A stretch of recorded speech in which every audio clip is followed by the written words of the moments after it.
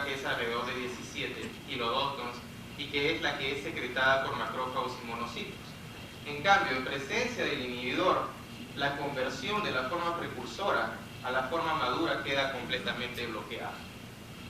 De esta manera, lo que decidimos en ese momento fue tratar de purificar esta enzima y después, por un proceso que es llamado de clonado en reverso, buscar el gen que codifica esta enzima para después, teniendo el gen, poder producir esta proteína en forma recombinante con dos fines. El primero, usar la proteína recombinante en ensayos robóticos para encontrar inhibidores contra esta actividad que puedan ser desarrollados en drogas. Y en segundo lugar, para estudiar la bioquímica de su función, preguntando si es que hay mejores maneras de producir inhibidores que simplemente atacar el sitio activo, que es lo que la mayoría de compañías farmacéuticas están haciendo hoy en día. Para purificar una enzima, lo primero que se necesita es un ensayo de su actividad, de manera que uno pueda monitorar la purificación, si es que uno está separando la enzima de los otros contaminantes proteicos presentes en el extracto o en lo que uno use para la purificación. Nosotros decidimos usar dos ensayos. El primero es un ensayo muy robusto en el sentido de que se pueden correr un gran número de muestras en tiempos muy cortos, y consiste en usar un péptido sintético que contiene solo la región de corte en el factor de necrosis tumoral y ver por cromatografía de HPLC la conversión del sustrato al producto, que es más pequeño y por lo tanto diluye más rápido de la columna. Como se muestra en la parte superior de este slide, en presencia de nuestro inhibidor se bloquea completamente la producción del producto y solo se observa el péptido inicial. Sin embargo, también decidimos usar un segundo ensayo más fisiológico que consiste en usar directamente la forma intacta de ProTNF y incubarlo con enzima y después separar el sustrato del producto por cromatografía en gel de poliacrilamida. Y como se puede ver, en presencia de enzima tenemos conversión del precursor al producto, y cuando se agrega inhibidor, esta conversión es bloqueada. Teniendo este ensayo, la siguiente pregunta que hicimos es: ¿dónde se encuentra esta actividad intracelularmente? Nosotros sabemos que se encuentra en la vía secretoria, pero no sabíamos en ese momento dónde es que se encuentra. Y para dirigir esa pregunta adecuadamente, lo que decidimos hacer fue tomar extractos celulares y centrifugarlos a través de gradientes de sacarosa.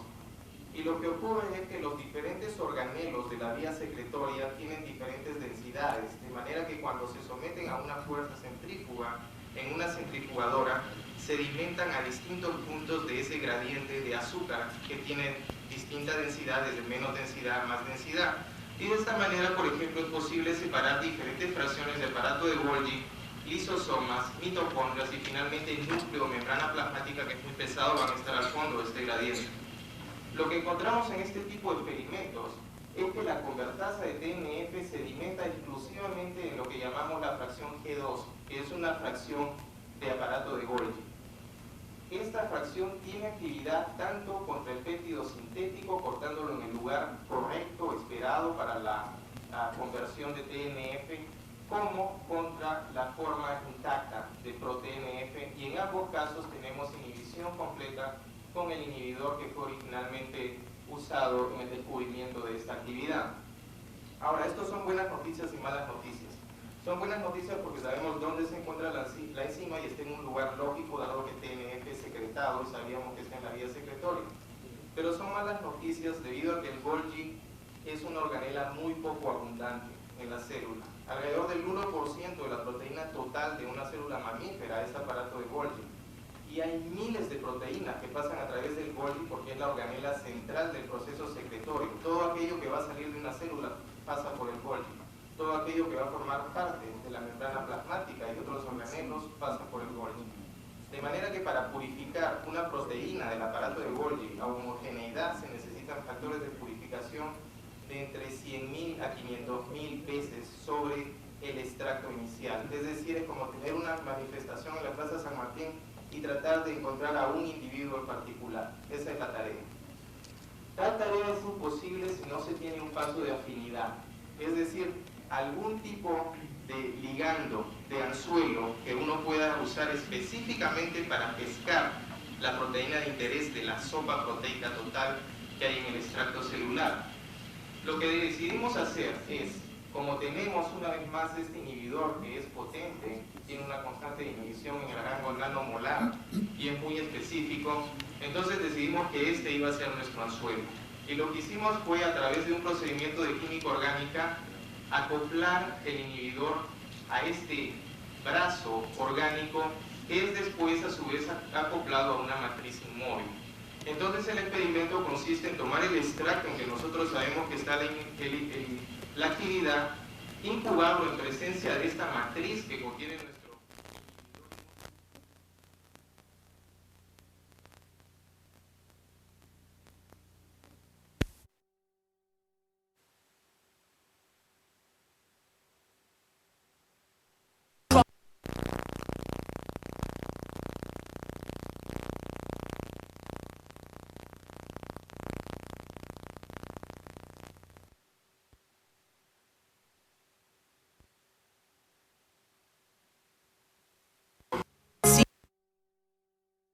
Y finalmente hay un dominio transmembrana y un dominio citoplásmico que parece que es el despertador de esta enzima que le dice cuándo empezar a trabajar. Estos son distintas formas de la proteína que estamos estudiando en estos momentos para tratar de disecar qué está involucrado en función desde el punto de vista catalítico y en función desde el punto de vista de activación e inhibición de la enzima. Y finalmente este es un modelo que muestra que ProTNF en realidad es un trímero y la enzima tiene que cortar 3 de estas anclas de membrana antes que una molécula de TNF se pueda liberar. Y nosotros creemos que lo que ocurre es que este dominio, el dominio que es rico en cisteínas, agarra y no suelta a la forma PRO hasta que el dominio catalítico no ha cortado, como si fuese una tijera, las 3 anclas. En la segunda parte de mi charla voy a hablar muy brevemente sobre un proyecto que estamos empezando en SIDA. Hay una proteína del virus de inmunodeficiencia humana llamada TAT que hace 15 o 20 años fue descubierta como un regulador de la transcripción de los genes del virus. Sin embargo, evidencia más reciente de hace 2 a 3 años ha mostrado claramente que esta proteína también puede ser secretada de las células infectadas y está involucrada en una serie de procesos que tienen que ver directamente con la aparición de las manifestaciones clínicas, es decir, del SIDA. En primer lugar, induce la activación de células T. Lo interesante en esto es que células T inmaduras son incompetentes para infección viral, porque no tienen los receptores que son usados por el virus para entrar a la célula e infectar. De manera que es gracias a esta proteína que el virus crea constantemente una población de células que puede infectar y de esta manera se perpetúa la infección dentro de las células humanas en el organismo. En segundo lugar, TAT suprime la capacidad de linfocitos de responder a antígenos y parece que esta función es a través de la inhibición de CD26, que es una proteasa de la superficie de células T. Y lo que este slide muestra es que TAT es capaz de inhibir en una forma saturable la actividad de esta enzima y que como resultado de la inhibición de esta enzima en la superficie de los linfocitos T, hay una falla de estos linfocitos y no pueden proliferar en respuesta a antígenos como por ejemplo antígeno de Candida albicans.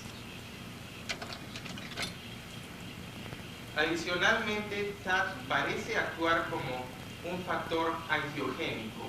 No solo eso, pero parece actuar como un factor específico en el desarrollo de tumor de sarcoma de Kaposi. Se ha demostrado en ratones in vivo que TAT puede estimular angiogénesis en tejidos tratados con esta proteína. No solo eso, pero también se ha demostrado que desarrolla esta función a través del mismo receptor que es usado normalmente por las células vasculares para crecer en respuesta, por ejemplo, a una herida. Lo interesante es que se han hecho ratones transgénicos que expresan TAT sin que haya ninguna infección viral y eso es suficiente para que estos ratones desarrollen lesiones de sarcoma de Kaposi. De manera que pensamos que otra de las funciones de esta proteína viral es inducir la formación de tumores de sarcoma de Kaposi. Bueno, la pregunta por supuesto es cómo es posible que una proteína tan chica, TAT, tiene solo 86 aminoácidos, pueda tener tantas funciones. Nosotros creemos que la clave para responder esta pregunta es que después de muchos años en que muchos grupos han tratado de encontrar cuál es la estructura atómica de esta proteína, todos han fallado. Y la razón es mostrada en este slide.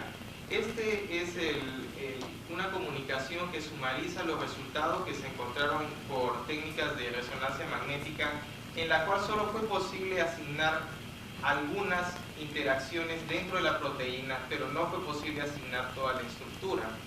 Y solo a través de modelos de computación en que se tomó esta data de resonancia magnética nuclear, ha sido posible desarrollar un modelo que viene a ser teórico de la estructura de esta proteína. Y lo interesante, como se muestra en esta parte del slide, es que parece que es una proteína fluctuante. De manera, si pudiese tener un minuto más. De manera que lo interesante acá es que este virus, si se pudiese decir, es tan inteligente que ha desarrollado una llave de cera con la que puede entrar a diferentes cerraduras y causar distintos efectos en distintas células y receptores del organismo. Y si uno tiene en cuenta que una gran parte de la patogénesis asociada a SIDA es tumores de sarcoma de Kaposi y la falta de respuesta de células T a infecciones, entonces uno puede explicar bastantes de las maneras en que el virus es patogénico. Lo que estamos haciendo en este momento es tratar de estudiar cómo es que esta proteína viral interactúa con estos dos receptores, con el receptor en las células vasculares y con el receptor en la superficie de linfocitos T.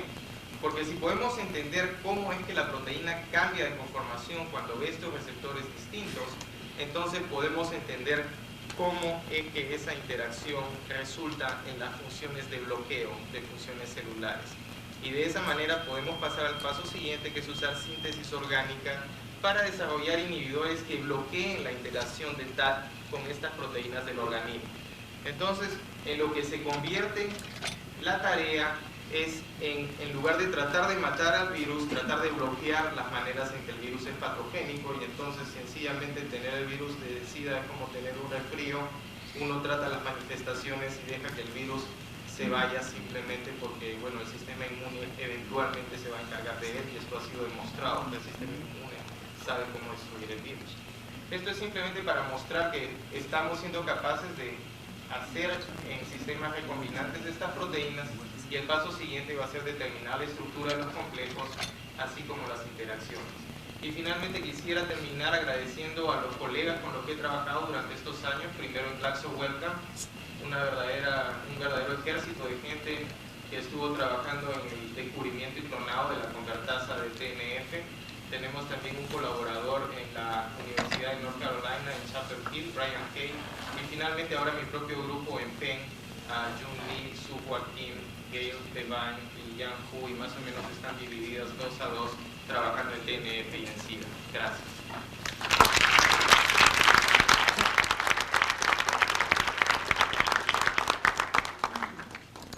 Una pregunta para el doctor Milla.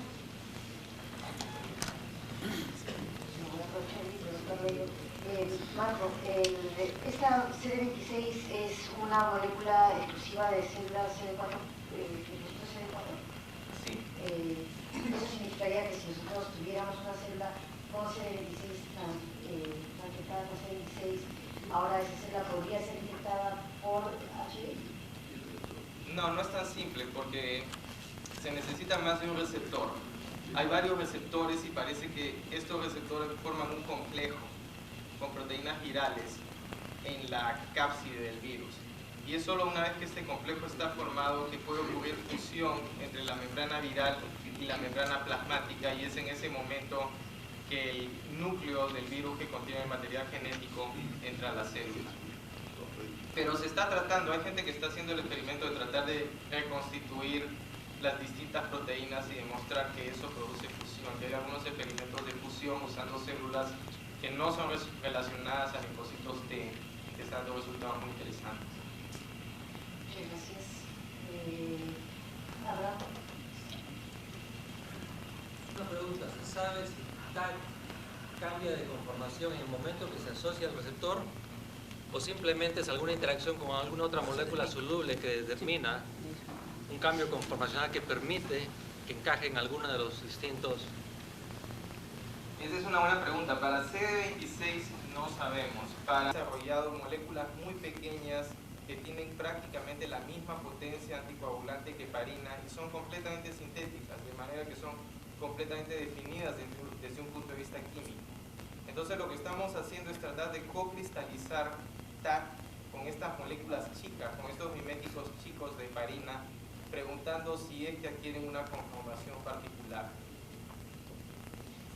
Les pediría a las personas que tienen más preguntas, para no salirnos demasiado del horario, si podían luego acercarse a hablar con el doctor Villa y él, estoy segura que va a estar más contento de responder las preguntas. Claudia, si quieres ir cortita, sí. Sí, nada más quería saber si se sabe la tasa de mutación de esta proteína, porque yo he trabajado un tiempo con lo que es proteasa del HIV y veíamos que la tasa de mutación, a pesar de que el virus se muta constantemente, en la proteasa se conserva mucho la secuencia de aminoácidos.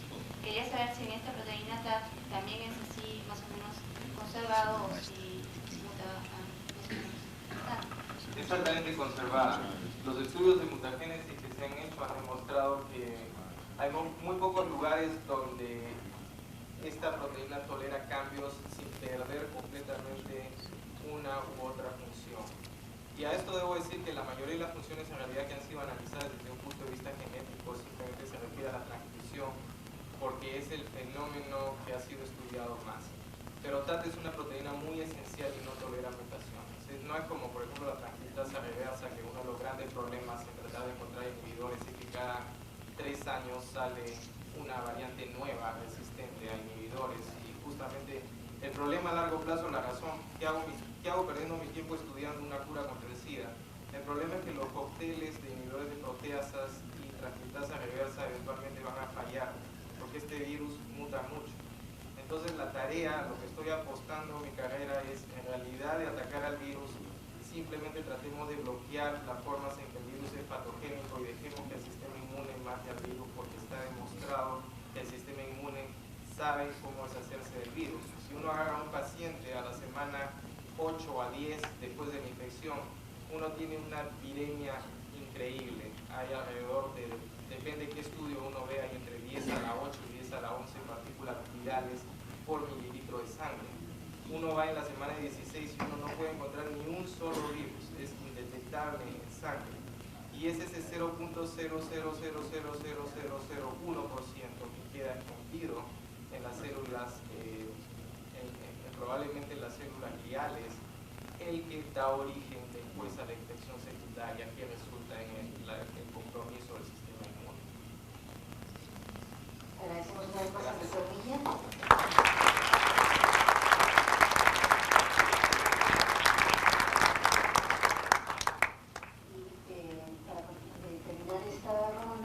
La doctora Sheila Blumen hablará sobre estos temas en el cerebro. La doctora es profesora de Psicología de la Universidad Católica de Perú, representante del Consejo Europeo de Altas Capacidades para América Latina, delegada nacional al Consejo Mundial de Niños Talentosos, consultora e investigadora en desarrollo infantil.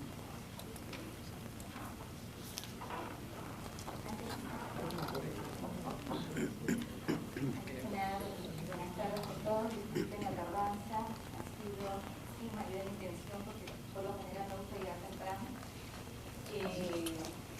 Como comentaba con algunos colegas, veo que el auditorio por su mayoría está conformado por personas que se dedican a lo que nosotros los psicólogos llamamos al menos ciencias puras. Y mi ponencia era básicamente con una orientación psicológica y inclusive hasta sociológica y con algunas instancias educativas. Como la doctora me comentaba, cuando llego, muchos de ustedes probablemente se van a sentir identificados porque tienen hijos o han sido en su infancia personas talentosas. Y es justamente son estos talentos los que están poniendo en práctica en su vida profesional. El tema del cerebro, propiamente dicho, no va a ser tratado desde una perspectiva neurológica, sino más bien desde una perspectiva pedagógica. Y voy a partir la exposición con la presente premisa, y es que el desarrollo psicológico es un proceso dinámico que dura toda la vida, y hay que poner mucho énfasis en la interacción entre la naturaleza del individuo y el ambiente.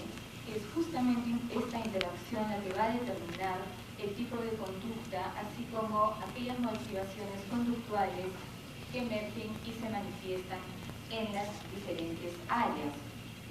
Dado que la exposición va a estar básicamente orientada al talento o alta capacidad, se presenta básicamente como una posibilidad. No parto, o al menos el tipo de trabajo que desarrollamos en la Universidad Católica, no estamos partiendo desde la premisa que el talento es genético o que necesariamente hayan componentes, digamos, nuestra investigación no se está orientando a definir si hay presencia o no de componentes genéticos en el desarrollo de las personas talentosas, sino básicamente a focalizar la interacción individuo-ambiente dentro de los factores determinantes del talento. Consideramos que alrededor del 10% de personas en general en países en desarrollo como el nuestro son talentosas, y de este 10% hablamos de un alrededor de 2% de personas altamente talentosas. En las investigaciones que, digamos, en los resultados que hemos tenido luego de 5 años de investigación en la Universidad Católica con niños de zonas urbanas marginales, hemos encontrado alrededor de un 7% de talentosos para la zona de Lima metropolitana. El modelo de talento con el que estamos trabajando actualmente es el del Dr. Mons, que considera básicamente dos triadas, una personal y otra ambiental.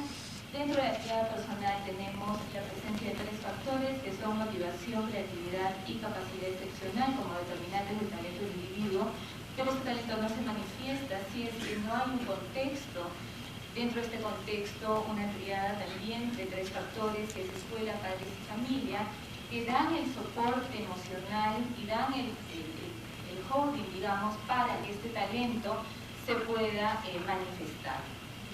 En las investigaciones que realizamos, porque obviamente este es un modelo desarrollado en países altamente tecnologizados, en las investigaciones que hemos realizado en la universidad hemos encontrado que dentro de los 3 factores de personalidad, motivación, creatividad y capacidad, y alta capacidad, digamos, la motivación sería un factor determinante de la creatividad, tal como nosotros definimos creatividad en términos de productos creativos. La creatividad por sí mismo no hemos encontrado que sea un factor, digamos, aislado del talento, sino que tiene una relación directa con la motivación. Es más, luego de algunos análisis estadísticos con el método de Israel, hemos encontrado que la motivación incluso puede ser causante de la creatividad, e incluso hay una correlación altamente significativa con la alta capacidad. Dentro de la triada social encontramos que en el caso de niños o de personas en edad escolar, en términos de escuela, padres y familia, dadas las características sociodemográficas en las que viven nuestros niños de zonas urbanas marginales, la escuela y la familia han sido los factores determinantes, por lo menos en las investigaciones que hemos realizado, del talento, más que los pares. Porque hay una carencia que de alguna manera se está tratando de compensar de las redes comunitarias que funcionaban hace 15 o 20 años y en la actualidad, por A, B, C, Z razones, han sido desactivadas. Entonces, es la escuela y la familia aquellos 2 factores que de alguna manera están soportando o dando, digamos, el apoyo emocional al talento de los niños. Por lo tanto, es ahí donde hay que intervenir. Con el Ministerio de Educación por un lado y con PROMUDE por otro lado, que son, digamos, los 2 ministerios que están atendiendo a esta población de menores, se está trabajando a nivel de intervención en escuela, por su parte, y en programas de prevención de niños de alto riesgo a nivel de redes comunitarias. En estudios realizados, en un estudio longitudinal, que es el más importante dentro de la psicología del desarrollo, desarrollado en la Universidad de Stanford y que todavía continúa, con 40 personas altamente capaces entre 10 y 13 años, y trata de probar en ese entonces que el talento de los niños o la inteligencia de estas personas en algún momento se iba a acabar, y por lo tanto, de qué valía tener una persona, un niño o un adolescente altamente capaz, o llamados genios en esa época, si es que finalmente se terminaban volviendo locos, porque en esa época todavía se pensaba en la creencia que venía desde Galton de la inteligencia fija. Ya estamos en la tercera revisión de esta investigación que se inicia con 1.500 personas y alrededor del año 1990, me parece, se ha hecho la tercera revisión. Este grupo de personas ya están alrededor de los 60 años y se ha encontrado luego un análisis de caminos cuáles son algunos de los factores determinantes de los logros académicos, de la capacidad intelectual y del ajuste personal. Este es un modelo, digamos, a partir de resultados empíricos, ¿no? Logros educacionales aparecían como influenciados de manera significativa por la responsabilidad social y por el grado de sociabilidad que el individuo presentaba. La sociabilidad se puede relacionar con lo que ahora está tan de moda, que es inteligencia emocional, que la Universidad de Nimega ha tratado de estudiar y incluso desarrollar una prueba para evaluar esto. Entonces, los logros educacionales como tales aparecían altamente vinculados con la responsabilidad social y la sociabilidad, mientras que la capacidad intelectual estaba relacionada con determinación intelectual, educación parental, también sociabilidad y armonía familiar. Curiosamente, ajuste personal no aparecía muy relacionado con éxito laboral. Es más, el nivel de significancia de las correlaciones con respecto a éxito laboral y ajuste personal eran mínimas. Probablemente porque aquellos factores que estaban a la base del ajuste personal, como son armonía familiar y sociabilidad, en todo caso estaban ya relacionados con capacidad intelectual, que sí fue un factor altamente significativo en lo que se definió como éxito laboral. Este fue un análisis realizado, como les digo, con esta muestra de la Universidad de Stanford, que en la actualidad la están siguiendo el doctor Csikszentmihalyi en la Universidad de Chicago y el grupo, digamos, que ha heredado la investigación en la Universidad de Stanford. De alguna manera, la pregunta que surge, sobre todo en un país como el nuestro, es ¿qué hacer con los chicos talentosos? ¿O qué hacer con los niños o jóvenes o adultos, en algunos casos, que presentan altas capacidades? Se ha hablado mucho sobre este tema, se lo ha vinculado mucho con lo que es el elitismo también, con el hecho de favorecer a un grupo que en algunos casos se veía como un grupo bastante reducido, o se ha tenido incluso temor en hacer investigación con niños o adolescentes de altas capacidades, porque se pensaba que ellos podían de alguna manera encontrar su propio camino, desarrollar sus propias habilidades y no necesitaban mayor apoyo ni de la comunidad ni de los psicólogos o personas que podían de alguna manera apoyar su desarrollo tanto pedagógico como emocional. En la actualidad, en la gran mayoría de países en el mundo, se ha trabajado y se está trabajando de alguna manera reforzando no solo la atención en términos pedagógicos, sino también trabajando con el grupo de niños de altas capacidades como un grupo, entre comillas, piloto.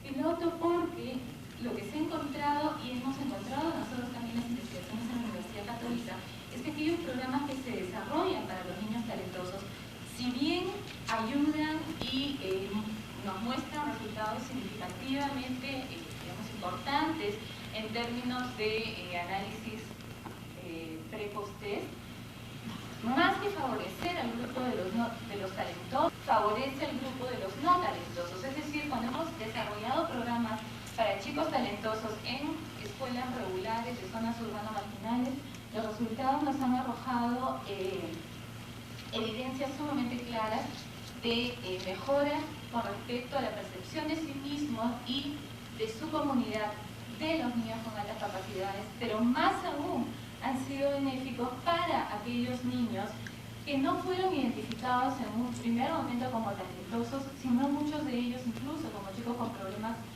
de aprendizaje o con dificultades de atención, concentración, en fin, con otro tipo de dificultades. Pero gracias al programa que es básicamente, o que tiene básicamente la individualización por un lado y a la diferenciación por otro, se ha logrado cubrir las necesidades, como les digo, no solamente de los talentosos, sino también de los no talentosos. En todo caso, creemos nosotros que hay muchísimo todavía por hacer, tanto a nivel pedagógico como a nivel psicológico, y entre las cosas que tenemos que hacer es poder elaborar un perfil claro de lo que nosotros entendemos como un chico talentoso, si vamos a usar el término superdotación que aún se usa en España o no, si vamos a usar el término talentoso, que es el término con el que hemos venido trabajando, si vamos a usar el término creativo, y no sé cómo vamos a definir, digamos, la persona creativa específicamente, pero en fin, tenemos que ponernos de acuerdo, no solamente a nivel Perú, sino a nivel de los países de la región, para poder elaborar un perfil de lo que nosotros vamos a entender como niño o joven de alta capacidad, y por otro lado, ver de qué manera vamos a identificarlo. Se asociaba mucho talento con resiliencia en poblaciones en desarrollo.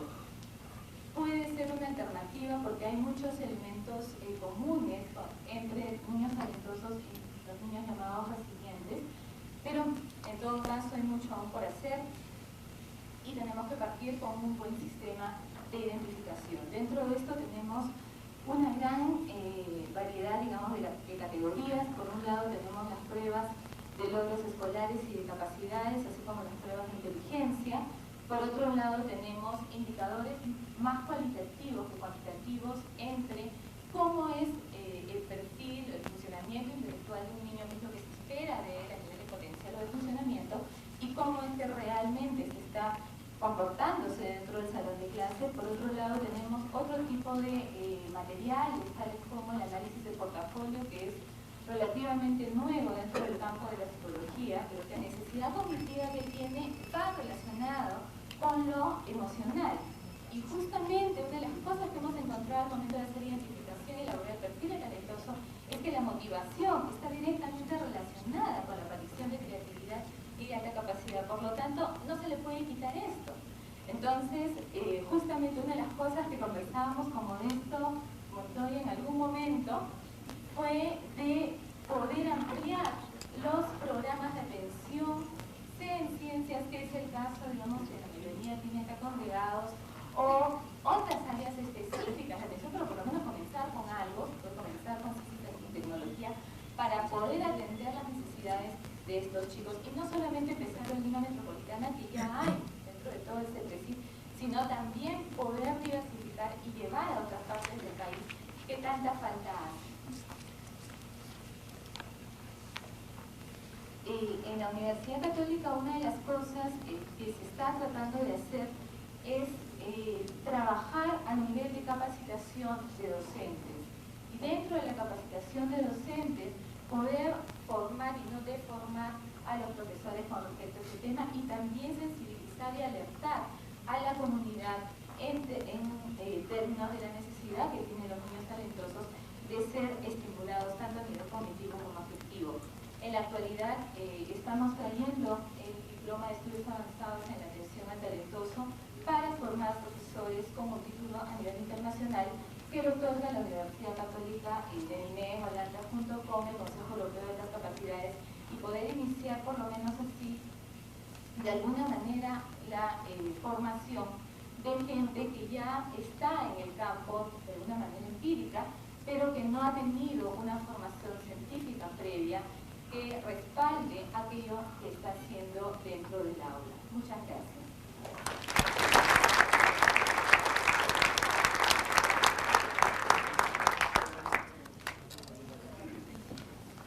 ¿Alguna pregunta para la doctora Rubin, por favor?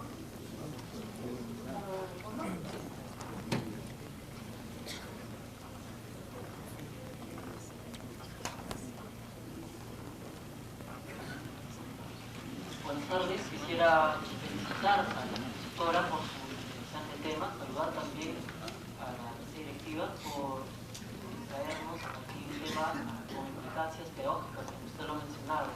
Tiene mucho cierto en cuanto a que el niño, el joven talentoso, necesita también la influencia del medio ambiente, tal como lo recalcaba el año Vygotsky, ¿no? En cuanto a la cultura, influye en el desarrollo del individuo. También es cierto que no existe un programa adecuado para poder atenderlos. Muchas veces la escuela se despreocupa, tanto en los extremos del alumno con altas capacidades, como también con los alumnos con algunos problemas de aprendizaje, y se limita únicamente a tratar al alumno de términos regulares de aprendizaje.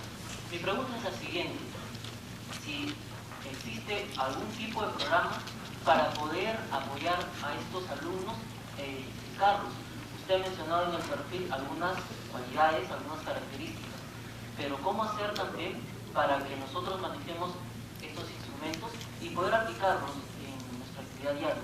Quien habla es un docente, un profesor que enseña en un área de arte y guitarra, en la cual existe un alto índice de alumnos con capacidades medias y altas, pero que lamentablemente en el ambiente en el cual se desarrolla, con alto riesgo de drogas, de deserción escolar. Nosotros somos testigos en los últimos días de las pandillas, las violencias que ocurren en el aula, dentro y fuera del colegio, en los cuales serviría este momento para poder reflexionar en torno a eso y sobre todo rescatar estos valores en cuanto a alumnos con altas capacidades. Gracias. Hay dos tipos, hay varios tipos de programas, pero en todo caso, para responder tu pregunta, hay dos tipos de intervención. Una es extracurricular dentro del colegio y otra es dentro de la hora regular de clase. Siendo tú, digamos, profesor dentro de un colegio, me parece que me reporte, digamos, más dentro de lo que se puede hacer en un colegio, ¿verdad? En el sistema regular, en el sistema pedagógico regular a nivel internacional, hay dos modalidades. Una es los programas de enriquecimiento y el otro es los programas de aceleración. ¿Qué significa aceleración? Aceleración significa profundizar más e ir a un ritmo mayor, más avanzado, más veloz, dentro de lo esperado en un currículo regular. Es decir, el niño puede ir avanzando de grado, ¿sí? A nivel de la primaria y a nivel de la secundaria. Hay países en donde el Ministerio de Educación del país ha oficializado eso. En China está oficializado, en Corea del Sur también, y los niños pueden avanzar hasta 2 grados en primaria y hasta 2 grados en la secundaria. ¿Ya? En nuestro país no se puede hacer eso, no hay programas de aceleración. Si acaso el niño quiere avanzar más rápido o formar parte de este programa, es sumamente difícil para el colegio, para la UCE a la que pertenece el colegio y para los padres de familia que se les hace un rato de cabeza, ¿no? Porque siempre está el problema de efectivamente estará listo o no, cómo hacemos con el desarrollo emocional, en fin. Nuevamente, los niños talentosos muchas veces necesitan lo que llamamos pares intelectuales, que son independientes de la edad cronológica que presentan. Desgraciadamente nuestro sistema todavía está cerrado a la idea de edad cronológica. Entonces aquellos niños que cumplen años hasta tal día, todo este grupito forma parte de un determinado grado, ¿no? Entonces no hay realmente una posibilidad de individualizar la enseñanza en ese sentido. Pero lo que sí se puede hacer son programas de enriquecimiento dentro del aula, que es un poco aquello por lo que apostamos en la Universidad Católica, ¿no? Hemos hecho programas de investigación en donde se trabajaba capacitando profesores en la elaboración de programas de enriquecimiento para los alumnos del aula, de tal manera que el niño talentoso, el niño de alta capacidad no tenga que ser sacado del aula para recibir un programa especial, que además la gran parte de este tipo de programas han fracasado en otras partes porque eran los pull-out programs donde los chicos eran sacados del aula, vueltos a poner, etiquetados, porque tú sí te vas y porque yo no me voy, a dónde te vas y todos los problemas que esto trae. Entonces ahora se está apostando más por dar la atención dentro del aula regular, trabajando programas de enriquecimiento y haciendo dentro del aula los famosos grupos homogéneos o heterogéneos. La educación regular tiende a la homogeneidad, es verdad, pero con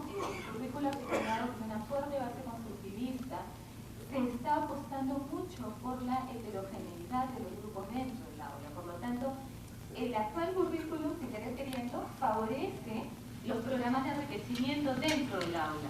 Y gracias a eso que hemos podido realmente trabajar y tener éxito en los programas de enriquecimiento que hemos empezado a desarrollar.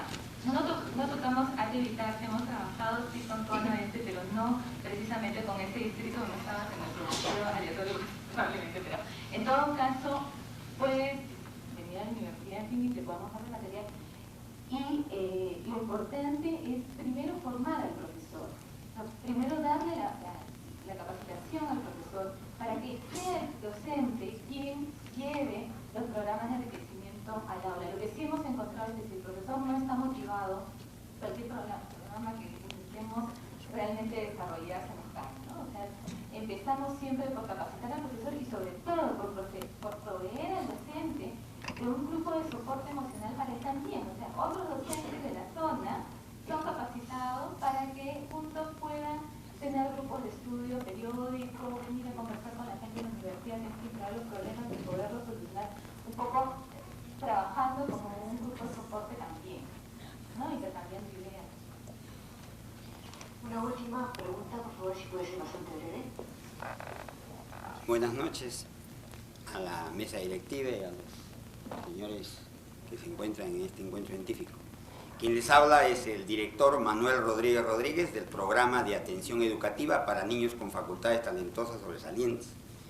Funciona en un edificio nuevo que ha construido el gobierno en el distrito de San Luis, tiene 11 años, atiende a niños de 5 a 14 años, niños que han sido detectados en diferentes centros educativos, estatales particulares de Lima, pertenece a la Dirección de Educación de Lima del Ministerio de Educación. Les traigo el saludo para todos ustedes, gracias por la invitación. Creo que la intervención de la doctora Sheila Blume aclara un poco el panorama, que seguramente los miembros de este auditorio no estaban enterados de esto, pero es importante porque nosotros estamos haciendo ese trabajo socioemocional, cognitivo, en todas las áreas que desarrolla nuestro programa, y tenemos en estos años de experiencia, lo que ha dicho también la doctora es cierto, el maestro tiene que tener vocación, tiene que tener misión, visión, y tiene que ponerse la camiseta para hacer esto. Finalmente, queremos decirle, y la pregunta va a esto, que en el estudio que se viene realizando a nivel del país y a nivel de Estado, se ha demostrado que estos niños se encuentran en diferentes lugares que es necesario atenderlos. Y no están dadas las condiciones ahorita en el Perú, tanto en estatal como en particular, que los profesores estén estimulados para poder atenderlos a estos talentos en la propia aula. Y eso va a demorar. Mientras tanto, nosotros sí los estamos atendiendo y estamos recibiendo. Muchísimas gracias, señora Sheila.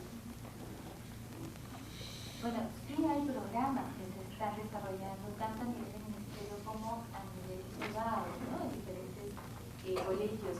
El centro que el señor Manuel Rodríguez dirige es un centro de atención extracurricular, ¿no? A lo que me refería.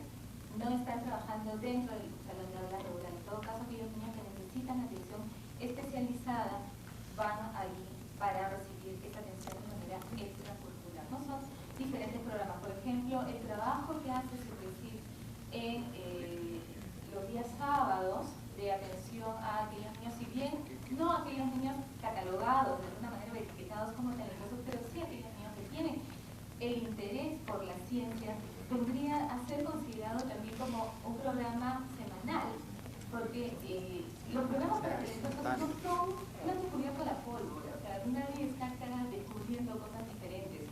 Son conceptos que han estado en la pedagogía y la psicología por muchísimos años. El fin del asunto es cómo se usan y de qué manera podemos organizarlos para dar una mejor atención a nuestros niños con aquellos recursos con los que ya contamos. La última y sumamente corta pregunta del señor, y los que desean hacer preguntas, por favor, después, durante la pausa de café, acérquense a los expositores.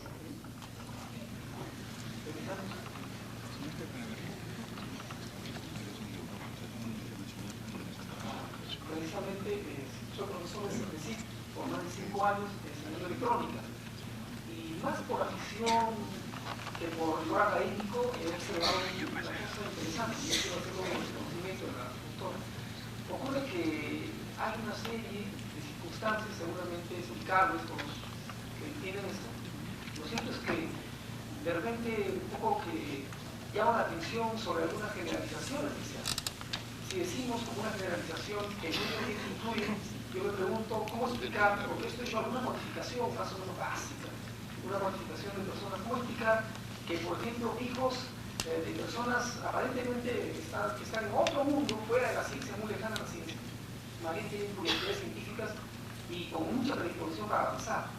Y hablamos de cifras, no cuantificado necesariamente, sin embargo, sinceramente observo cifras interesantes. Pregunto yo, si habrán estudios así cuantificados, que cuantifican muestras, experiencias sobre el asunto particular.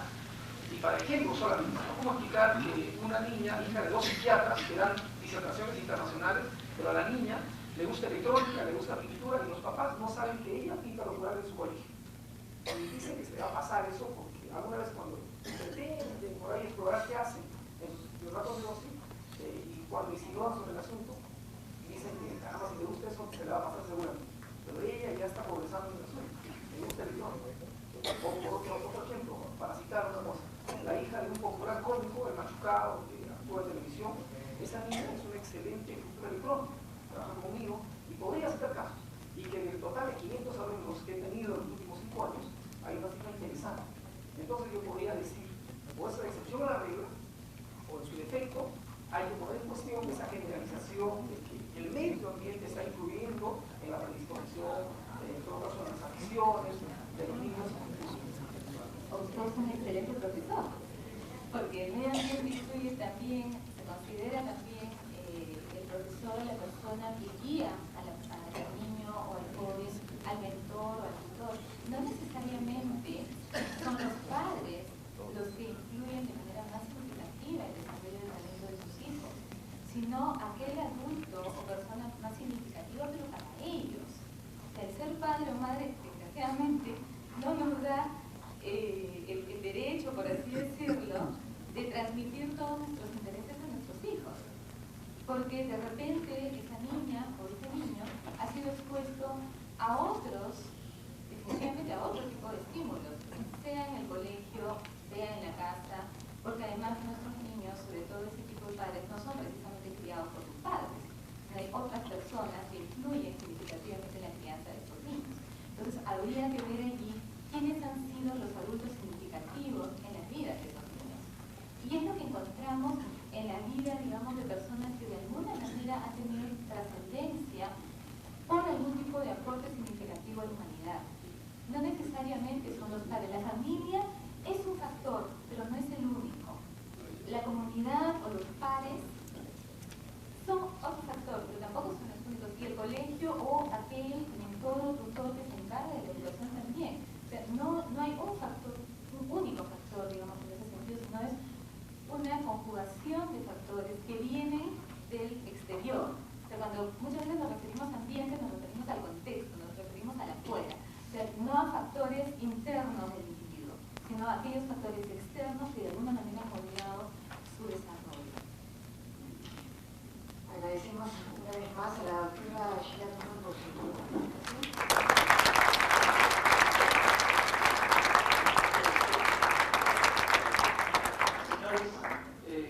Invitamos al doctor Rafael Borrero para que haga entrega de unos certificados a los señores expositores. La doctora Patricia le va a hacer entrega. Sí.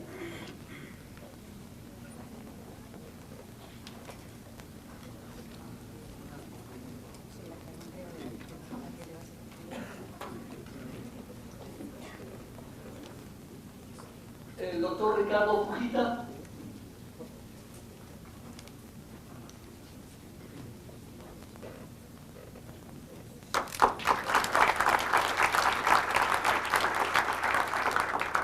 Doctora Edna Suárez.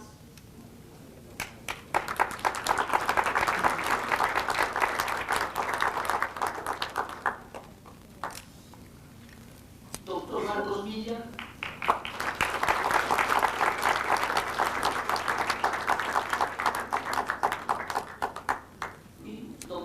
Sheila Blum.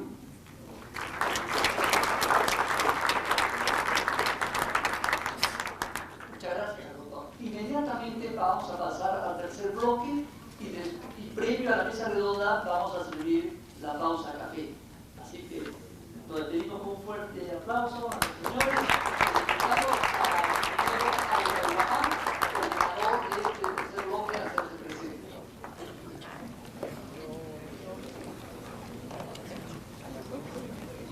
Ingeniero civil y licenciado en física, ex decano de la Facultad de Ingeniería de la Universidad Ricardo Palma. Ex decano. Con ustedes el doctor Pergomán, que presentará a los expositores. Señores asistentes, tengan ustedes muy buenas noches.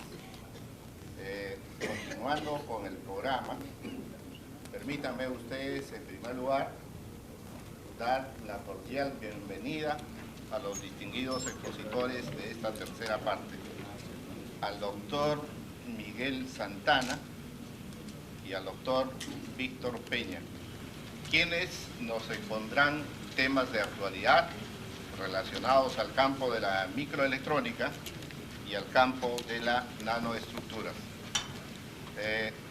Haré un pequeño resumen del currículum del doctor Miguel Santana, quien nos visita, como en las conversaciones previas, por fiesta de Navidad. El ingeniero Miguel Santana es egresado de la Universidad Nacional de Ingeniería en 1978, es máster y doctor en informática de la Universidad de Grenoble en 1983, científico investigador en el Centro Nacional de Investigación Científica entre los años 1984 y 1991. Ingeniero encargado de la transferencia de productos de investigación en BURL entre 1991 y 1995. Ingeniero del staff de la División Central de Investigación y Desarrollo de la STM Microelectrónica desde 1995. Hoy el doctor Miguel Santana tratará el tema evolución de la microelectrónica. Le damos pues una recepción al doctor e invitamos a iniciar su exposición.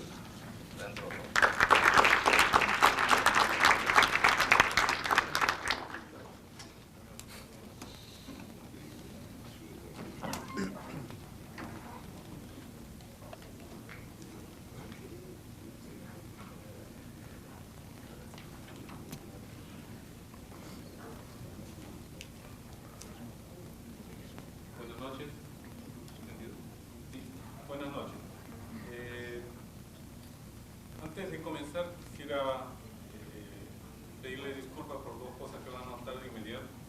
Primero, que mis transparencias van a estar en inglés, excepto esta primera.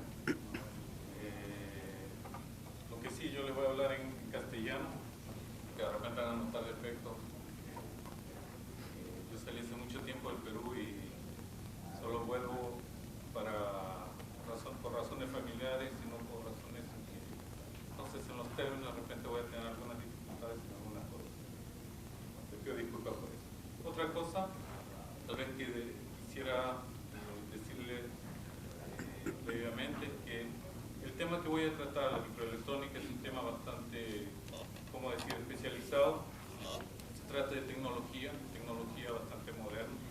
Trabajo en un área que está en constante evolución, que es joven, que no llega aún a su estabilidad, tiene aún para tal vez 20 años más antes de comenzar a ser estable. Entonces, lo que le voy a hablar, de repente, hay cosas, trato de simplificar lo máximo posible. Si tienen algunas dudas o si quieren que aclare algo, no duden en decirlo. ¿Okay? Bueno, entonces, la evolución actual de la microelectrónica, voy a darle esencialmente un enfoque, digamos, ¿qué estamos haciendo actualmente? ¿Hacia qué se inclina la microelectrónica? Y voy a tratar sobre todo de hablarles de lo que trata mi trabajo, en lo que estoy trabajando actualmente.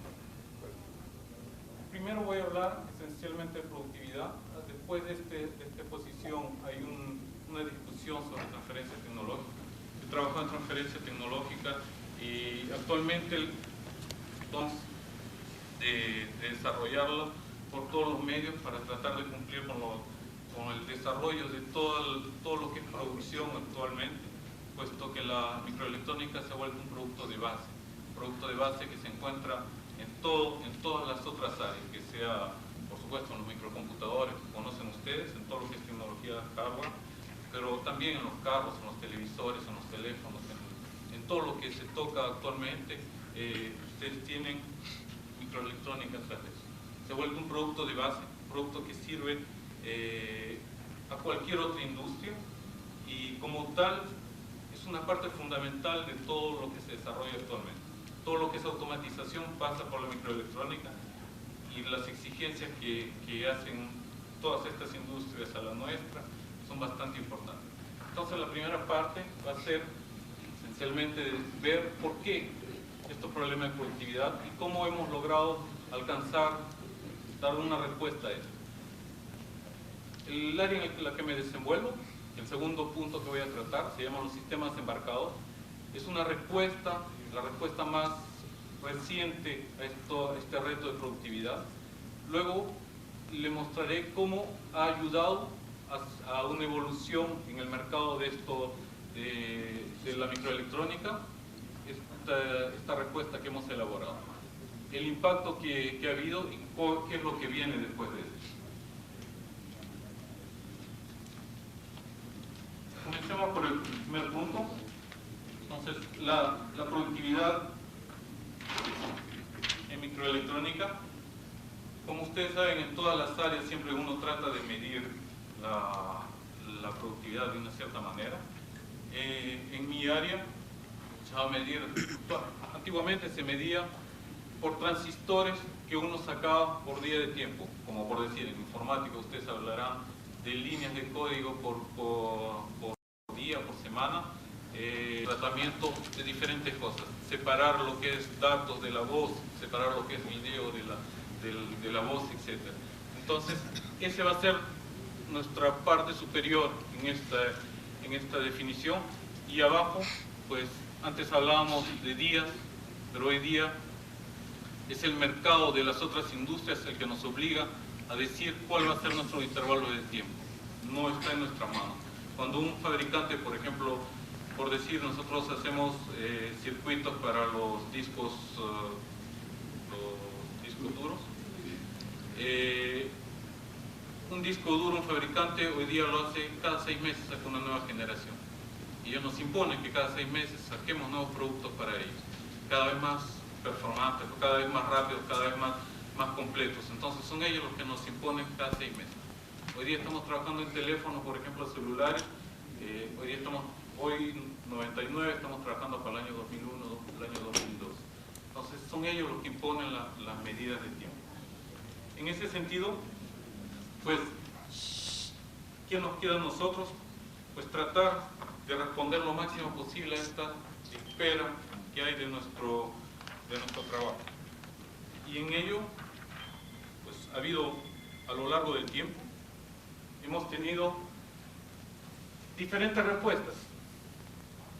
Cuando les hablaba de la evolución en el tiempo, por ejemplo, en los años 70, había muy pocos transistores en un circuito. En un comienzo se hacía todo manualmente, después se trató de hacer con herramientas especiales, con software que automatizaba ciertas cosas, esencialmente el diseño dentro de lo que llamamos el silicio, y tratar de definir, de tener células predefinidas, elementos predefinidos que uno reutilizaba y que hacían las cosas mucho más fáciles. Eso permitió pasar de manual a ciertas partes automatizadas, de dar un gran paso, y eso fue en los años 70. Fue una revolución en el campo. En los años 80, pues, ¿qué hubo? Simplemente se trató de crear lenguajes que capturaban la lógica de lo que uno quería hacer. Las funciones electrónicas ya no se hacían como decir en informática, ustedes hablarían de assembler y de un lenguaje de alto nivel. Igual, aquí se describía la lógica. Se trataba de hacer una síntesis lógica. También se logró un gran salto El tercer salto es el que estamos teniendo actualmente de los años 90, o sea, comenzó de manera incipiente en años 92, 93, actualmente está en pleno desarrollo, vamos a ver más tarde cómo se usa. Este nuevo cambio, el paradigma de uso, ha permitido, les voy a mostrar una imagen interesante.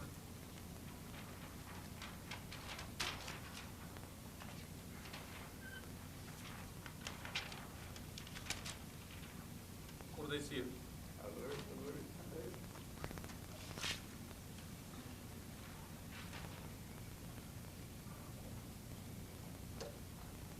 hemos pasado, no sé el primero, quedar en la esquina. Han pasado de funciones muy simples, por ejemplo, ¿qué cosa es? Un DST, una transformada de Fourier que se utiliza para la video. Este era un circuito chiquito. En cuanto este es 88, en 9 años, digamos, hemos llegado, aunque el tamaño no es exactamente el mismo, esto debe ser más de 10 veces el tamaño del primero. El tamaño del circuito en realidad es el mismo. Lo que he hecho es solo crecerlo aquí, pero si ustedes ven las funciones que hay dentro, cada vez son más complejas. Hemos pasado de tipos de MPEG. MPEG es el tratamiento por ejemplo, de todo lo que es audio. MPEG 2 es un estándar en tratamiento audio. Antes se necesitaba para hacerlo, por ejemplo, 2 circuitos. Actualmente usted lo tiene aquí dentro, es una partecita y tiene muchas otras cosas dentro. Se integran cada vez más funciones, ya no se integran transistores. Aquí ustedes tienen procesadores, tienen memorias, tienen muchas cosas dentro de esto. Por eso es que digo que hablamos de funciones.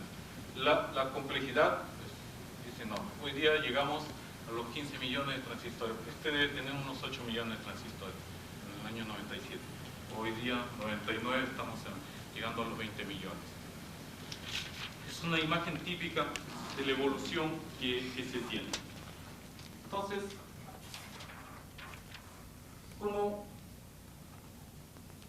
¿cómo se ha llegado a incrementar aún más la productividad? Pues, hoy día la respuesta, tal vez muchos de ustedes en sus áreas, en diferentes áreas, utilizan la informática. Simplemente aquí lo que se ha tratado de hacer, en vez de dar respuestas clásicas, se ha tratado de embarcar lo que se llama software. ¿Okay?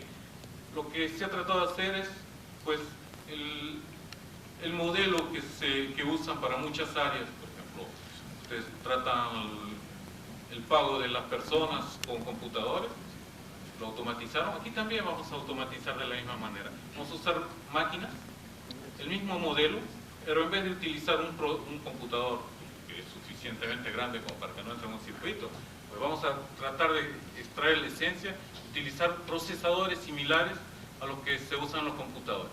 Estos procesadores puede ser un Pentium, por ejemplo, puede ser un procesador más chico. No interesa. Lo que vamos a ver es que el costo es lo que determina el uso, en qué va a poder usarse. Si ustedes imaginan un Pentium que usan en un Pentium 360 MHz que utilizan en su computador, eso lo ponen en un teléfono celular, imaginan la disipación de calor que van a tener, va a ser enorme. Aparte de eso, el tamaño de un Pentium es enorme, el consumo. Si ustedes se quejan de que cuando llevan con su celular se descarga muy rápido en 1 o 2 días, pues le ponen un Pentium y eso va a durar 15 minutos.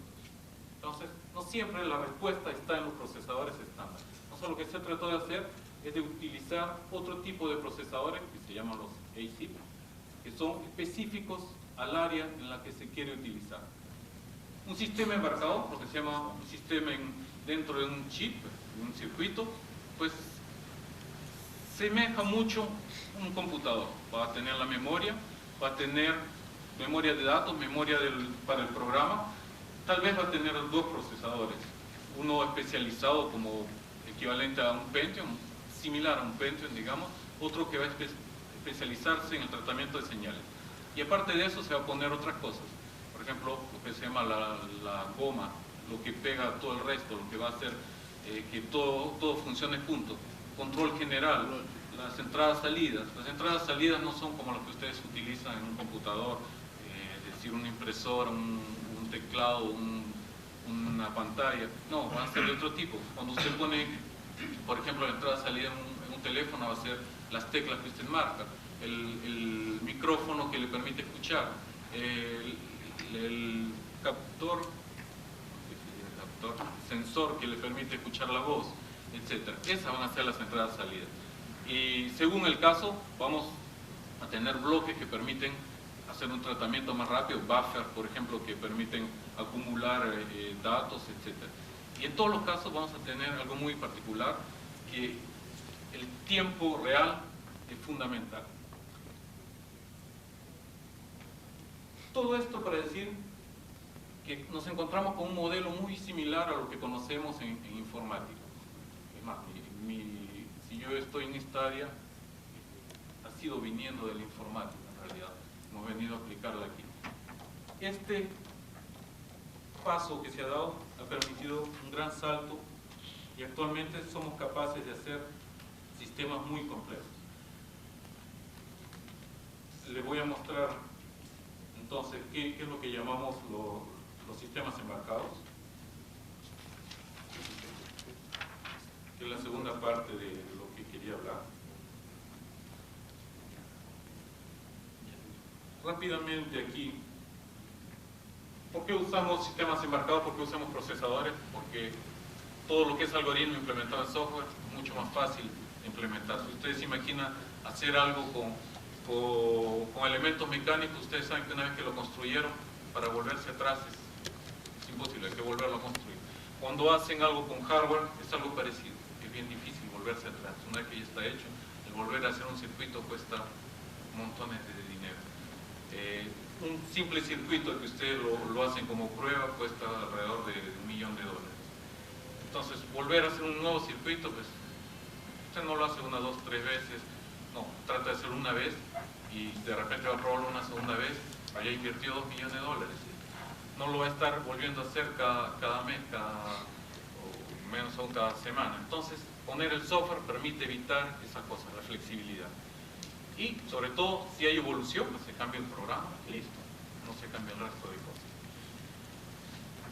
Entonces, esta solución, pues ustedes verán aquí, permite disminuir el costo, según lo que usted quiera usar, permite disminuir el consumo de electricidad, que es muy importante, y muchas veces permite aumentar la velocidad. Todo eso para responder a lo que se quiere siempre en todos los productos, más flexibilidad y lo que se llama time to market, la respuesta al mercado mucho más rápida. Yo hablo desde hace un momento de sistemas embarcados.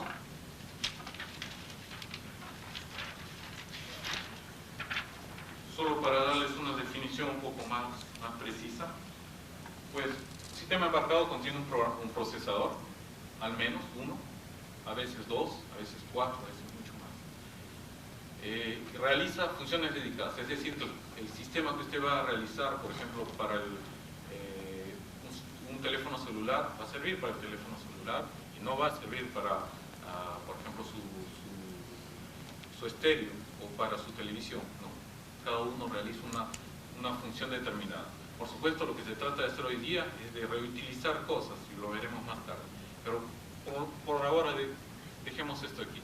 En todos los casos se trata de obtener una respuesta en tiempo real. Es decir, si usted habla en su teléfono, usted quiere que el procesamiento de la voz sea inmediato, sea al ritmo que usted habla. Usted no quiere escuchar su voz en cámara lenta, usted no quiere escuchar su voz demasiado rápido. Tiene que hacer el tratamiento en tiempo real. Cuando usted lee su disco duro en la computadora, pues usted le han dicho que trabaja a tal velocidad, usted quiere que trabaje a tal velocidad. En todos los casos va a haber un tiempo real. Aparte de eso, en todos los casos también vamos a pedir poco consumo y el menor costo posible. Costo, si usted, por ejemplo, tiene un reloj en la mano, ¿usted cuánto paga por un reloj? $50. Si le venden un Pentium, ¿cuánto cuesta hoy día? Un Pentium rápido le va a costar hasta $1000.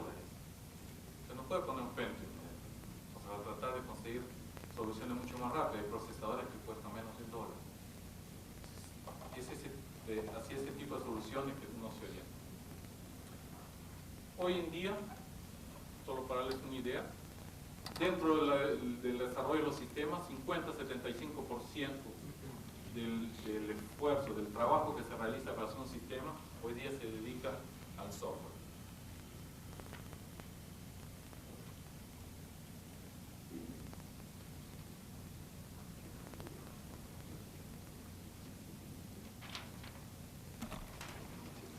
Embarcado muy similar al del software clásico, y que hay unas pocas diferencias, es que el programa se va a poner en ROM y una vez que se ha hecho ya no se cambia más, y que se trata de hacer, como en todos los casos, programación en C, en C++, en Java o en cualquier lenguaje clásico. Las condiciones son muy similares, las herramientas son muy similares. Mi área esencialmente es el desarrollo de herramientas para el software embarcado. Lo que tal vez el punto que voy a tratar un poco más es cómo se ha desarrollado el mercado para este tipo de procesadores. Que era la tercera parte de mi presentación. Primero, unas cifras.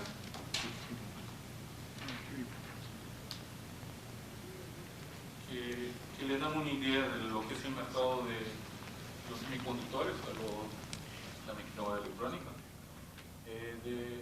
Del 90, ustedes pueden ver aquí en grandes categorías los productos que se desarrollan. Pues mucho más, pero son mucho más pequeños también. Y pueden ver que la evolución es un poco caótica. Siempre está en crecimiento, siempre. Sin embargo, hay épocas en las que baja. A pesar de que la cantidad, la producción siempre aumenta,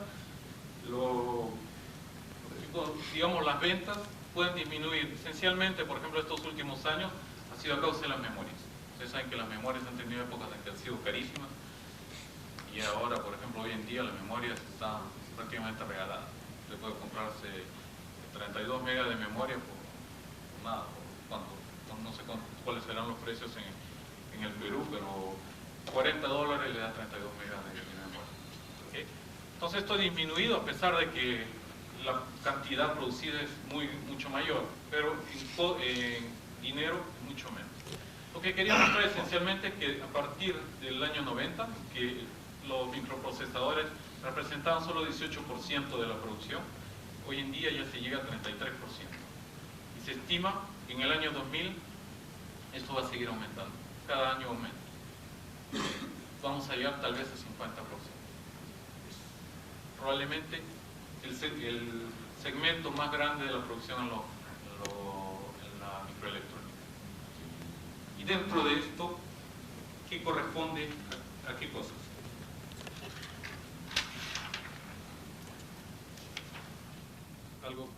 Algo que tal vez usted no imagina es que lo que es microcomputadores solo representa año 96, 41%.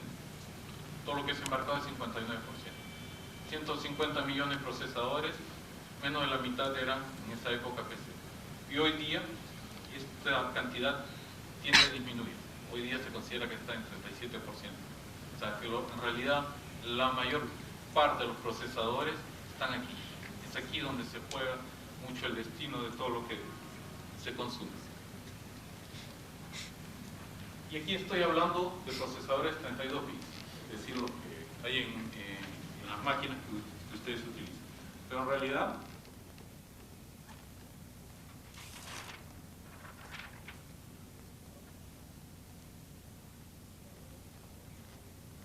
esto les muestra que no siempre las creencias son verdad. En el año 93, los procesadores 4.8 bits representaban 82% del mercado. Hoy en día, todavía representan un tercio del mercado. No son los 32 bits los que consumen. No podría pensar que es ahí donde está todo. No es cierto. Es mucho menos de lo que se piensa. Sin embargo, está aumentando. sobre todo cuando se pasó de los juegos Nintendo y otros a los 32 bits, esto aumentó. Pero aquí queda muchísimo. Por ejemplo, el control de las lámparas, el control de las cosas chicas, pues lo tiene ahí. El control, por ejemplo, en los carros ustedes usan, actualmente se considera que un carro moderno usted tiene alrededor de unos 50 procesadores, entre los cuales el que le controla la silla donde se sienta, el retrovisor, etc. Y esos son procesadores pequeños, son 4 o 8 bits. Como me quedan 5 minutos, voy a mostrarles la cuarta parte, la parte final.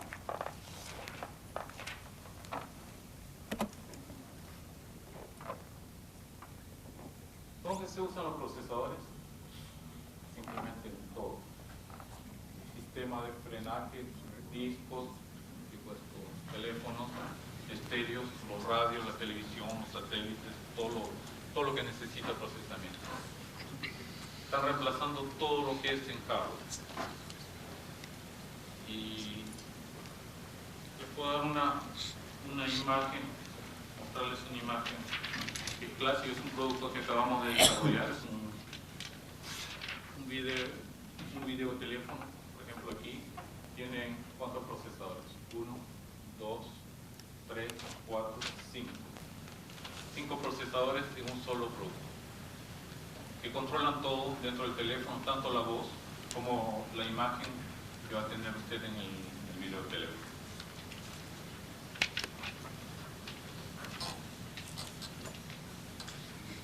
Podría darle muchos ejemplos, había preparado una serie de tablas en las que había ejemplos de lo que se utilizaba.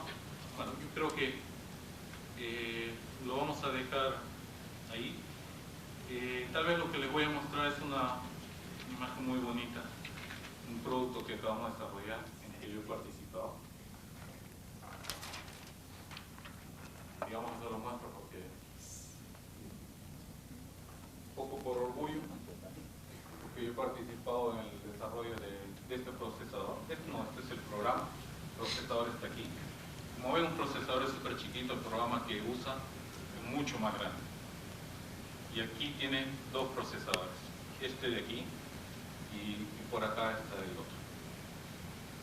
No, es este. Es memoria. Todo lo que es regular es memoria. Aquí tiene memoria, aquí tiene memoria, y todo esto es lo que se llama la goma, que va a juntar todo el resto, y estas son las entradas salidas.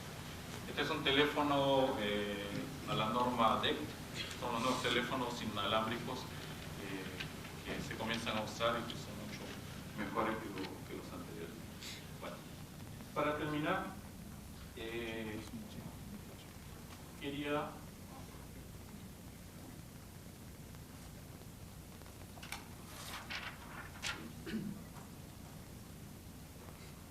hablar unas pocas palabras de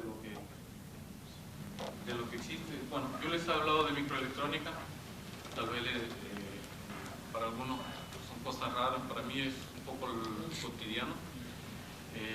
Hay cosas que evolucionan rápidamente, es tecnología de hoy día, es tecnología que se desarrolla muy rápidamente y en la que se necesita mucha investigación y mucho desarrollo de parte de las empresas. En este caso, las universidades cumplen un rol porque preparan a los futuros ingenieros, pero las empresas invierten muchísimo en desarrollar las herramientas que permiten hacer esas cosas. ¿Okay? Nosotros estamos siempre a la búsqueda de nuevas tecnologías, tanto al nivel básico, a nivel digamos, de silicio, de materiales, de componentes que van a permitir hacer los productos, pero también del diseño de las herramientas software, de todo lo que nos permitirá hacer los nuevos productos. Solo quería hacer un hincapié de que solo es gracias a esa investigación que podemos avanzar y podemos mejorar la productividad que tenemos. Con esto acabo.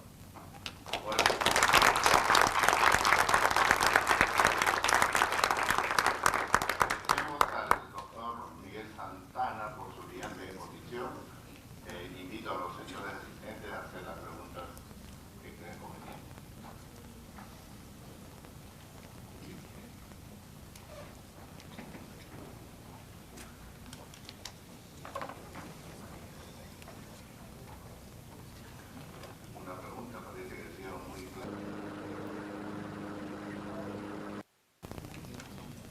quisiera solicitarle un comentario. Se dice que la era de la microelectrónica está terminando y estamos a puertas de la era de la nanoelectrónica.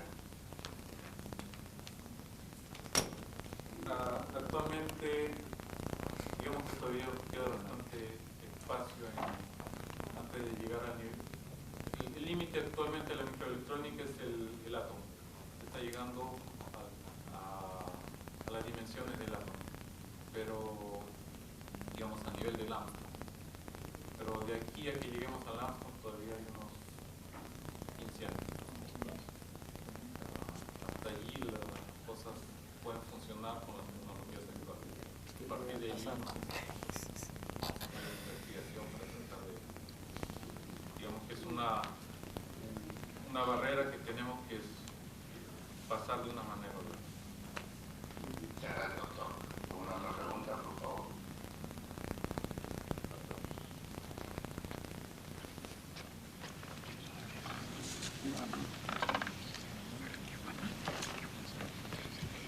Doctor Santana, le voy a agradecer que me explique, por favor, ¿qué es la mecatrónica? Gracias. Mecatrónica.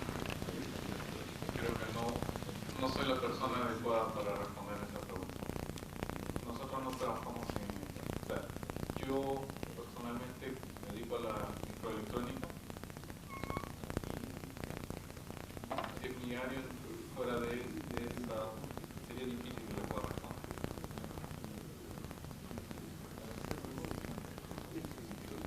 Bueno, agradecemos nuevamente la brillante exposición del doctor Rivera.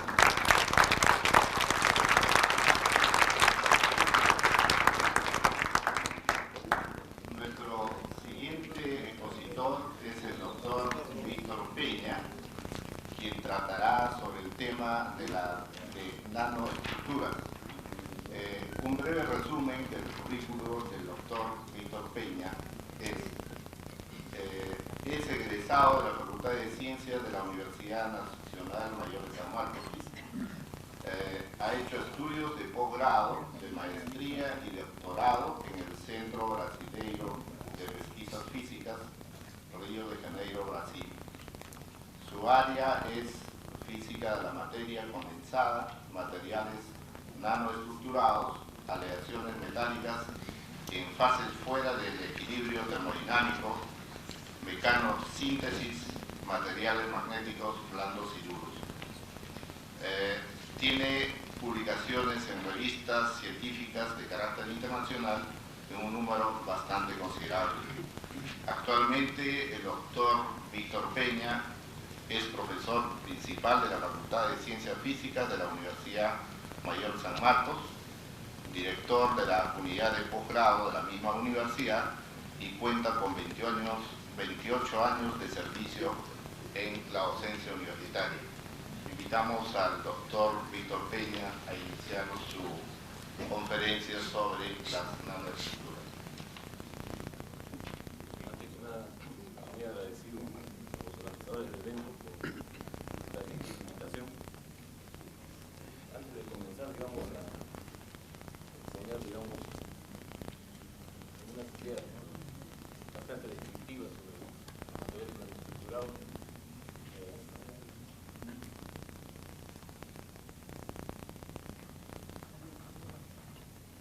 Porque yo salí a hacer posgrado un poco tarde, ¿no? En el año 90, y en 5 años hice un doctorado en el Centro Brasileño de Pesquisas Físicas. Al salir ya era profesor de la Universidad de San Marcos. Al regresar, me he reincorporado naturalmente y trato con esa experiencia de buscarla, ¿no? En la facultad. Y un poco cercamente, digamos, intentamos ahí un poco de ciencia, ¿no? Presente. Bueno, sobre el tema, realmente existe mucho interés, ¿no? Tanto desde el punto de vista científico como tecnológico, por los materiales nanoestructurados. El tema es bastante amplio, por cierto, solamente me referiré a lo poco, digamos, que hemos trabajado en esto, que se refiere concretamente a las aleaciones de los sistemas metálicos. Básicamente, digamos, materiales nanoestructurados, ¿no? base a sistemas metálicos. Bien, desde el punto de vista estructural, ¿no? Ustedes saben pues, de que los materiales se pueden clasificar como monocristalinos, policristalinos, ¿no? Amorfos, que vienen a ser estructuras estables de alto desorden, digamos, estructural, ¿no? Pero que sin embargo se sabe tienen un ordenamiento, no son tan desordenados, sino que hay un ordenamiento de corto alcance, ¿no? Del orden de los 2 nanómetros. Luego tenemos los nanocristales, los nanoglases o los nanovidrios, ¿no? Y bueno, en la figura ustedes pueden apreciar, digamos, una micrografía de una microestructura policristalina, ¿no? Se observan claramente los contornos de granos, se observan los cristalitos y podemos apreciar aquí la escala nanométrica, la escala, ¿no? Que son 100 micras, ¿no? Esto es una micra, es la milésima parte de un milímetro. Estamos hablando entonces de décima de milímetro. Bien, ahora estos son los materiales convencionales. La ingeniería en los materiales convencionales generalmente dependen de la composición, de la estequiometría. Las propiedades físicas dependen fundamentalmente de eso. Si nos alejamos, ¿no? De esas composiciones, entonces las propiedades se ven afectadas. Bien. Ahora, esos contornos de granos adquieren una importancia cuando el tamaño de la parte cristalina se reduce pues al orden nanométrico, ¿no? Entonces, si el tamaño de la parte cristalina se reduce, digamos, a un 40, 50%, entonces los contornos de los granos comienzan a cobrar importancia, ¿no? Y también son un aporte, digamos, a la definición de las propiedades de los materiales. En la figura que ustedes ven en la parte superior tenemos un clúster nanocristalino de orden nanométrico, ¿no? 10 a la menos 9 metros, es decir, la millonésima parte de un milímetro, ¿no? Incrustado pues en una solución, digamos, desordenada. En la figura intermedia tenemos un multilayer, en el caso que se presenta, son multicapas, ¿no? De cobalto-cobre. Aquí pueden ustedes observar la dimensión, 10 nanómetros, y la cantidad de capas que se están, digamos, afilando. La preparación de estas multicapas requiere toda una tecnología, ¿no?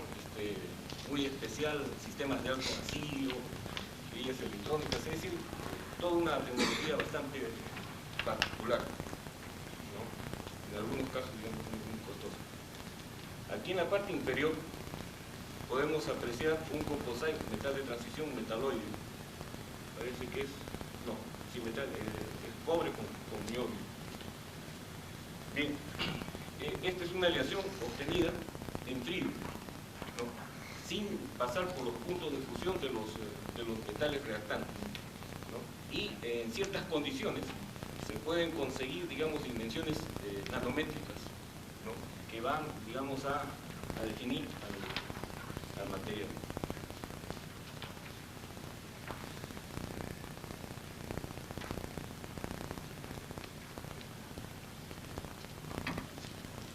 Bien, esta generación de materiales está dando lugar al desarrollo de nuevos campos, ¿no? Como ya se ha dicho, la nanoelectrónica, la magnetoelectrónica, en general, la nanoingeniería.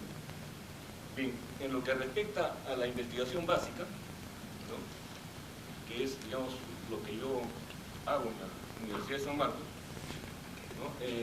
Hay, digamos, determinados efectos mecánicos cuánticos que son, digamos, relevantes en estos, digamos, en estos materiales, ¿no? Y esos efectos que he colocado aquí, como el efecto de tunelamiento electrónico o las magnetoresistencias gigantes, ¿no? Son aplicadas pues, para el desarrollo, ¿no? De nuevos dispositivos, ¿no? Como por ejemplo, el símbolo de electrotransistor, ¿no? Que es un dispositivo dispositivo que puede captar variaciones de carga electrostática muy pero muy pequeñas, ¿no? Casi electrónicas, o las magnetoresistencias gigantes, ¿no? Que es la nueva generación, ¿no?, de material que se está usando para los cabezales, ¿no?, de los discos duros, ¿no?, con el desarrollo de la memoria RAM, ¿no? Bien, efectos como el paramagnetismo, ¿no?, y con la idea pues, de usar estos como sensores magnéticos. Bien, abusando un poquito de la descripción y de la intuición, brevemente trataré de explicar, por ejemplo, uno de los efectos de la magnetoresistencia gigante. En la conducción normal, en un metal normal, los electrones de conducción, ¿no es cierto?, se desplazan por entre los intersticios de la red, determinando una corriente electrónica. ¿Correcto? Bien, pero esos electrones, ¿no?, tienen un grado de libertad que se conoce como el nombre de spin. Generalmente la cantidad de electrones que tienen un spin en un sentido es igual a la cantidad de electrones que está en el otro sentido, ¿no? Y entonces aquí tenemos un esquema propio de un metal común. Sin embargo, entre los metales de transición tenemos el fierro, el cobalto y el níquel, ¿no es cierto?, que son materiales ferromagnéticos, y el cromo ferromagnético, ¿no? Estos metales son ferromagnéticos porque existe un desbalance entre los electrones que están, digamos así, girando en un sentido con los electrones que están girando en el otro sentido. Ese desbalance proporciona una polarización de los electrones de conducción. Aquí tenemos un dispositivo, ¿no?, donde tenemos un esquema de magnetoresistencias de dos sistemas acoplados, digamos, de esta manera que se dice ser el acoplamiento ferromagnético, ¿no? En la parte inferior podemos ver de que se establece una diferencia potencial, ¿no? Un electrón de un tipo puede pasar atravesando la interfase hacia el conductor normal y encuentra niveles disponibles, ¿no? Entonces, en este caso tenemos una baja resistencia. Sin embargo, cuando estos dos se encuentran acoplados en forma antiparalela, ¿no?, un electrón pasa al metal, digamos, común, ¿no?, y no encuentra, digamos, mayor dificultad, pero cuando intenta pasar a esta otra, ¿no?, digamos, no encuentra niveles disponibles, no en el sentido contrario, ¿no? Bien, este efecto de magnetoresistencia, ¿no?, depende del tamaño, ¿no?, de estas capas. Aquí tenemos una geometría más usual, ¿no?, y eso afecta pues los recorridos libres medios, ¿no?, y digamos se puede obtener variaciones en la resistencia o en la magnetoresistencia debido, ¿no?, se puede jugar con los campos externos, de modo tal de que estos